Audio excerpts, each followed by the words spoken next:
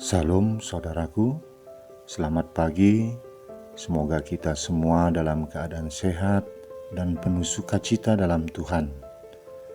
Marilah kita menggunakan waktu sejenak untuk berdoa, membaca dan merenungkan firman Tuhan sebagai sumber kekuatan, inspirasi dan motivasi bagi kita hari ini, Kamis 29 Juli 2021. Sebelumnya mari kita berdoa. Bapa di surga, kami bersyukur atas hari ini, hari yang indah, hari yang kami yakini penuh dengan harapan. Kami akan merenungkan firman-Mu, biarlah Roh Kudus menerangi hati dan pikiran kami, agar kami sungguh memahami firman-Mu. Berfirmanlah Bapa, karena kami anak-anak-Mu telah siap mendengar. Dalam nama Tuhan Yesus Kristus kami berdoa. Amin.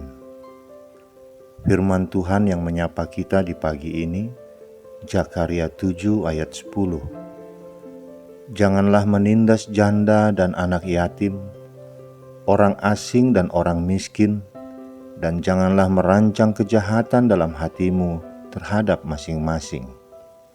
Demikian firman Tuhan. Saudaraku, kenapa sasaran Alkitab yang pertama-tama orang yang perlu dikasihi adalah para yatim dan janda? Tidak lain, kedua kelompok ini adalah orang-orang yang paling lemah. Anak-anak kecil tidak mungkin memiliki kekuatan seperti orang dewasa. Maka anak-anak adalah makhluk yang lemah, apalagi kalau tidak memiliki orang tua. Demikian juga para janda, terutama yang sudah tua. Sesuai dengan karakter Alkitab, mereka adalah tidak kurang dari 60 tahun dan hanya satu kali bersuami. Demikian juga halnya dengan orang asing yang merupakan pendatang di suatu negeri atau daerah tertentu. Sebagai pendatang, ia hidup dalam keterbatasan. Sama seperti orang miskin, mereka juga hidup dalam banyak keterbatasan. Bahkan hak-haknya pun terbatas. Saudaraku, ada seorang pria pada suatu malam melihat seorang gadis kecil di jalan. Ia kedinginan dan menggigil dalam pakaiannya yang tipis, dan tampaknya sangat lapar. Pria itu menjadi marah kepada Tuhan. Lalu ia berkata, "Mengapa engkau membiarkan hal ini terjadi? Mengapa engkau tidak berbuat sesuatu atas hal ini, Tuhan?" Tidak lama kemudian, pria itu mendengar suara kecil yang berkata dalam dirinya, "Aku sudah berbuat sesuatu untuk itu. Aku sudah menciptakan kamu. Sekarang aku bertanya, apa yang telah kau lakukan untuk gadis kecil itu? Apa yang bisa kau perbuat untuk menolongnya?"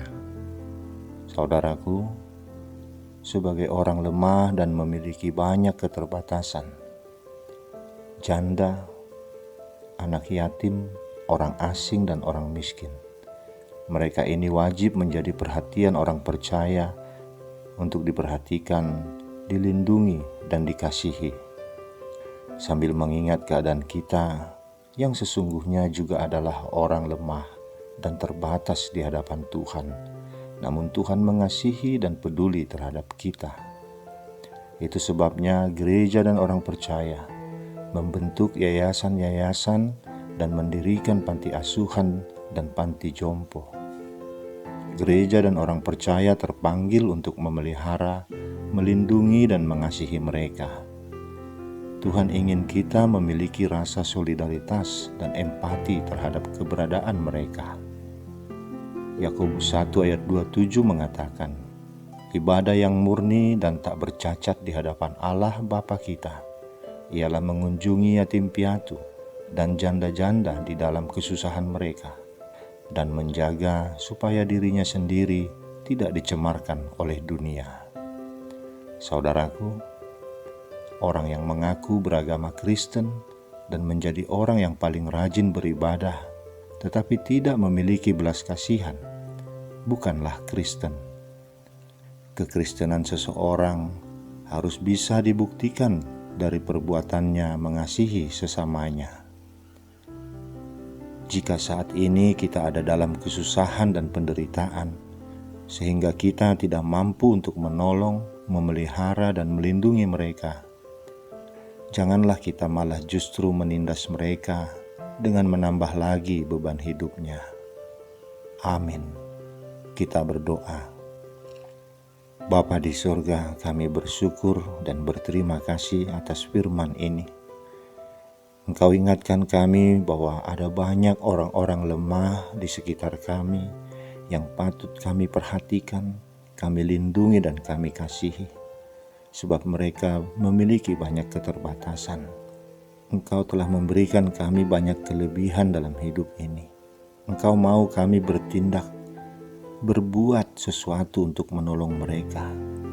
Seperti Engkau mengasihi kami, demikian juga kami harus mengasihi mereka. Kami mau melakukan itu, Bapa. Kami memiliki kerinduan untuk melakukan itu. Kuatkan kami, Bapa, dalam kami melakukan sesuatu perbuatan baik untuk menolong mereka.